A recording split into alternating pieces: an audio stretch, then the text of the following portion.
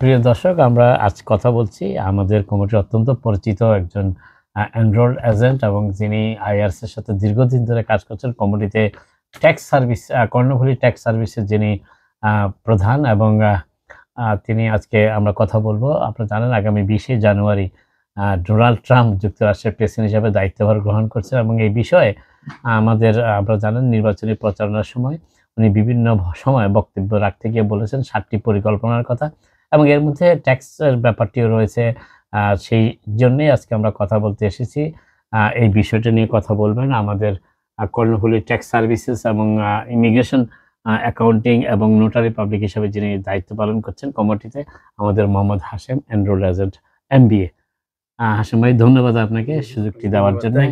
এবং আপনারা জানেন ডোনাল্ড ট্রাম্প আগামী 20শে জানুয়ারি দায়িত্বভার গ্রহণ করছেন এবং তার 7টি যে পরিকল্পনা এবং বিশেষ করে তার ট্যাক্স, এবং অনেকেই ধারণা করছেন যে তিনি উচ্চবিত্ত অর্থাৎ যারা ধনী লোক আছেন তাদেরকে তিনি ফেভার করবেন। কিন্তু বিভিন্ন সময় আমরা লক্ষ্য করেছি যে প্যান্ডেমিকের সময় আমরা দেখেছি স্টিমুলাস চেক ডোনাল্ড ট্রাম্পের সময় শুরু হয়েছিল এবং উনি এই ব্যাপারে আপনার যে বক্তব্যটি আমরা শুনতে চাই, প্লিজ যদি আমাদের একটু বলেন এই 7টি পরিকল্পনার বিষয়ে ব্যাখ্যা দিয়ে।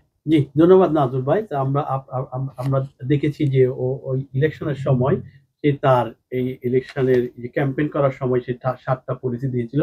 মানে সে যদি ইলেক্টেড হয় তাহলে কি করবে সাধারণ মানুষের জন্য, ট্যাক্স পেয়ারদের জন্য কিংবা বিজনেস ওনারদের জন্য। তো সেটিতে যে চিন্তা করি যেহেতু উনি ইলেক্টেড হয়েছেন, তবে আমরা এক্সপেক্ট করতে পারি আপনার এই 20 তারিখে যখন সে আপনার হবে, আপনার এই ক্ষমতাটা নিবে, ঠিক সেই সময়ে তার এই ট্যাক্স পলিসিগুলা হয়তো আমরা ইমপ্লিমেন্ট করার চেষ্টা করবে। তো সেগুলোর মধ্যে কি যে 7টা পয়েন্ট, একটা হলো প্রথম যেটা ওভারটাইম। যারা ওভারটাইম করে স্পেশালি কারা? যারা হচ্ছে আপনার বাস বয়, হোটেল আপনার ওয়েটার কিংবা ট্যাক্সি, উবার যারা টিপস পায় এবং বেশি কাজ করে, এক্সকিউজ মি, আপনার যে এই ওভারটাইম যারা করে, যেকোনো এই ইয়াতে যদি আপনার ওভারটাইম করে কাজে 40 ঘন্টার পরে, তাহলে সেক্ষেত্রে যে ওভারটাইমের এটা কোনো ট্যাক্স দিবেন না। তাহলে ট্যাক্স আর দিতে হবে না। তো এখন দেখেন 40 ঘন্টা হওয়ার পরে 1.5% রেটে আপনার ওভারটাইম ধরা হয়। 40 ঘন্টার উপরে যদি আপনি বেশি কাজ করেন তাহলে এটা ওভারটাইম দিবে হবে। সে যদি এটা ইমপ্লিমেন্ট করে তাহলে আপনি অনেকে বেনিফিট হবে, বিশেষ করে লো মডারেট ইনকাম যাদের আছে।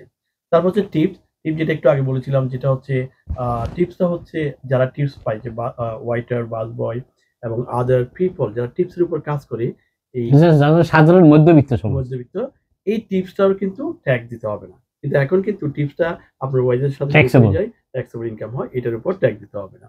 তো ওভারটাইম একটা গেল, টিপস একটা গেল। এখন হচ্ছে সোশ্যাল সিকিউরিটি। সোশ্যাল সিকিউরিটি 65% হওয়ার পরে আপনি কিন্তু সোশ্যাল সিকিউরিটি কালেকশন করতেছেন।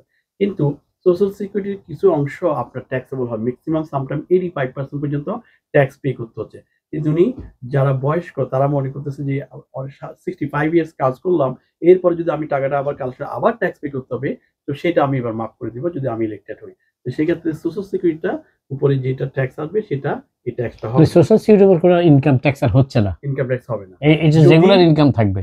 যে রেগুলার ইনকাম ট্যাক্স থাকবে, কিন্তু সোশ্যাল সিকিউরিটি যেটা কালেকশন করছে রিটায়ারমেন্ট হওয়ার পরে সোশ্যাল সিকিউরিটি ট্যাক্স যেটা, ওইটার উপর কোনো ট্যাক্স পে করতে হবে না। তো টিপসের উপর ট্যাক্স নাই, ওভারটাইমের উপর ট্যাক্স নাই, সোশ্যাল সিকিউরিটির উপরে ইন্ডিয়ান পিপল যারা তাদের জন্য এটা ট্যাক্স নাই। তারপরে হচ্ছে আপনার ট্যাক্স কাটেন জব এক যেটা 2017 প্রথমবার এসে যেটা করেছিল, এটার যে ট্যাক্স সেটাই থাকবে, এটা আর বাড়বে না। যেমন কামালা হ্যারিস বলছে এটা আমি 37% থেকে 39% করে দিবে। আবার কর্পোরেট রেট যেটা 21% থেকে আবার 29% করে দিবে, 28%। তো সেগুলো আর থাকবে না। এগুলা ট্যাক্স কারেন্ট জব এক যেটা, এটা পার্মানেন্টলি করে দিবে যাতে করে আর ট্যাক্স না বাড়ে। তো বর্তমান যে রেট আছে সেই রেটেই হবে। এটা কিন্তু গুড নিউজ। এটা সবার জন্য, ইনক্লুডিং গরিব, ধনী, সবার জন্য এটা রাখছে। এটা আবার পার্মানেন্ট করে। এটা হচ্ছে আপনার এক্সপায়ার হয়ে যাওয়ার 2025 এর জানুয়ারিতে এটা আর এক্সপায়ার হবে না। মোস্ট লাইকলি এটা পার্মানেন্ট করে ফেলবে।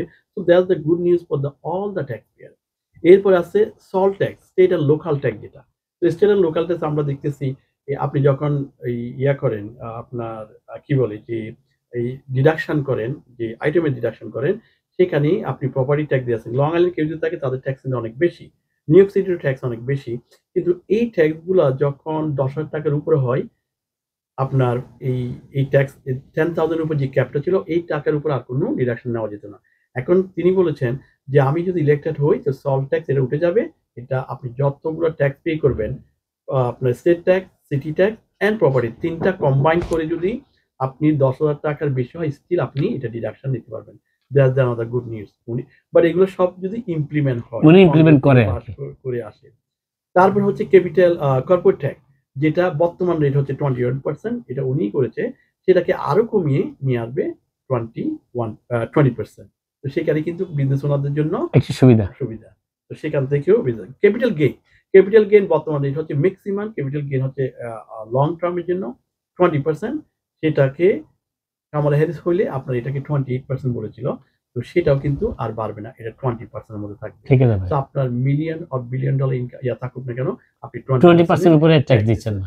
এই যে বেনিফিট গুলো, এটা সবাই যে হোম ওনারদের ব্যাপারে কি মনে করেন? হোম ওনারদের ব্যাপারে যেটা 25,000 কামালা হ্যারিসের পরিস্থিতি ছিল, এটা কিন্তু ডোনাল্ড ট্রাম্পের পরিস্থিতি ছিল না।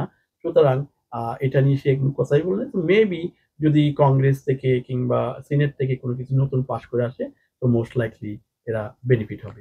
এই মুহূর্তে আপনার এই জিনিসগুলো উনি যে জিনিসটা আপনার তিনটা খুব ইম্পর্টেন্ট জিনিস আমার কাছে মনে হলো ম্যানেজ করছেন, সেটা হচ্ছে যে ওভারটাইম করার ব্যাপারে মানুষ অনেক আগ্রহী হবে, কারণ এখন আর ট্যাক্স দিতে হচ্ছে না, সেটা একটি ব্যাপার মনে হলো, কারণ ওভারটাইমের উপর ট্যাক্স নাই। প্লাস 1.5% পাবেন, কিন্তু আপনি যদি 40 ঘন্টা রেগুলার কাজ করেন আর বাকি 40 ঘন্টা যদি ওভারটাইম করেন, সো দ্যাট মিনস নেক্সট 40 ঘন্টা আপনি 1.5 গুণ আয় করছেন, কিন্তু আপনি কোনো ট্যাক্স দিতে হচ্ছে না, ট্যাক্স ফ্রি ইনকাম।